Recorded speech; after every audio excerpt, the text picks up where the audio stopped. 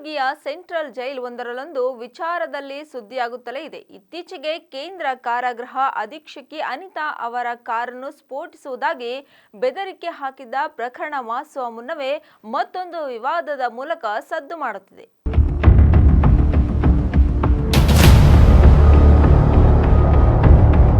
ಕೈದಿಗಳ ಮನ ಪರಿವರ್ತನೆಯ ತಾಣವಾಗಿರಬೇಕಾದ ಕೇಂದ್ರ ಕಾರಾಗೃಹ ಕೈದಿಗಳ ಪಾಲಿನ ರೆಸಾರ್ಟ್ ಆಗಿ ಮಾರ್ಪಟ್ಟಿದೆಯಾ ಎಂಬ ಅನುಮಾನ ಹುಟ್ಟಿಕೊಂಡಿದೆ. ಜೈಲಿನೊಳಗೆ ಕೈದಿಗಳು ರಾಜಾರೋಷವಾಗಿ ಎಣ್ಣೆ ಪಾರ್ಟಿ ಮಾಡಿರುವ ವಿಡಿಯೋ ವೈರಲ್ ಆಗ್ತಿದೆ.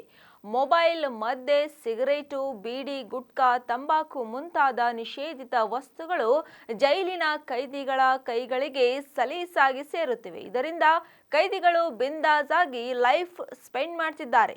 ರಾಜಾರೋಷವಾಗಿ ಬೆಲೆ ಬಾಳುವ ಸ್ಮಾರ್ಟ್ ಫೋನ್ ಬಳಸಿಕೊಂಡು ಹೊರಗಿನ ವ್ಯವಹಾರ, ಅಕ್ರಮ ದಂಧೆಗಳನ್ನು ಜೈಲಿನಲ್ಲೇ ಕುಳಿತು ನಿಭಾಯಿಸುತ್ತಿದ್ದಾರಾ?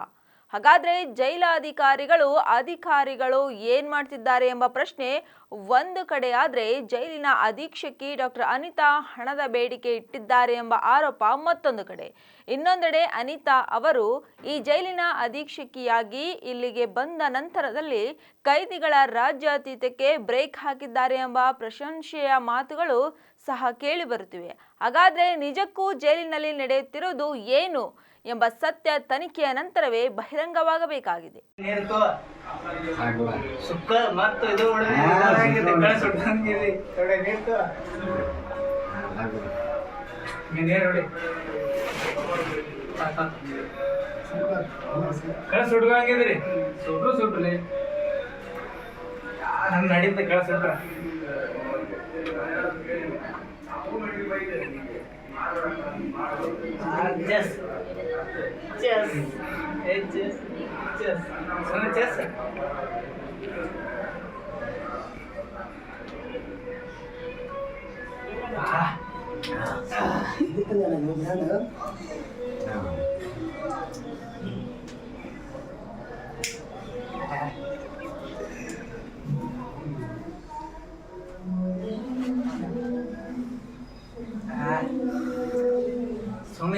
समय